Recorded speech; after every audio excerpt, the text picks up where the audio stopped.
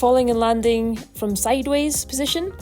We're looking to learn the 3 principles from the side on. So number 1, protect the head with the chin tuck.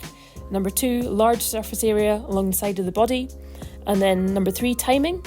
And with this we can start from the floor, so literally lying down to learn what position we want to be in, what we want to end up in. Then progress to starting from a crouch position, and here we've got players walking in, adding in a little bit of a dance-off kind of scenario just to make it a little bit fun. Rolling, we've got teddy bear roll individually and in pairs, understanding the principles of moving our body, and then working with another person to find out where our body is in the space. Lastly, we've got a triangle, backwards roll and forwards roll.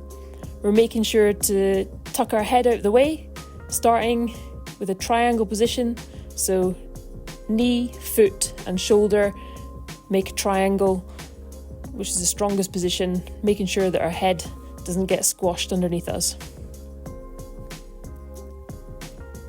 Lastly, tackle, shift and hit with a static defender. We're on the go, shifting left or right, keeping in a good hunting position, dropping our height, stepping in and exploding with a wrap, lock and squeeze arms.